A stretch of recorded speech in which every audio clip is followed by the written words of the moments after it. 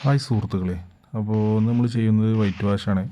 അപ്പോൾ ഇതിൻ്റെ എല്ലാ ഭാഗവും കഴിഞ്ഞിട്ടുണ്ട്, കുറച്ച് ഭാഗം അടിക്കാനുള്ളത്. അപ്പോൾ അവിടെ പായൽ വന്ന ഭാഗം നമ്മൾ ക്ലീൻ ചെയ്തുകൊണ്ടിരിക്കുകയാണ്. അപ്പോൾ പായലിന് മുകളിൽ ഒരിക്കലും വൈറ്റ് വാഷ് അടിക്കരുത്.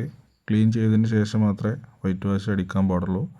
അതുപോലെ നമ്മളിവിടെ യൂസ് ചെയ്യുന്നത് ബ്രഷിനാണ് അടിക്കുന്നത് കേട്ടോ, നമ്മൾ മെഷീൻ വെച്ചിട്ടല്ല. പിന്നെ ഏറ്റവും നല്ലത് വൈറ്റ് വാഷ് അടിക്കുന്നത് ബ്രഷിന് തന്നെയാണ്.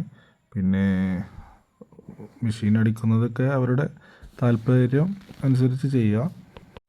അതുപോലെ കുറേ പേര് നമ്മളോട് വർക്ക് ഉണ്ടോ എന്ന് ചോദിക്കുന്നുണ്ട്. അപ്പോൾ വർക്ക് സ്റ്റേ ഇല്ലാത്ത കാരണമാണ്.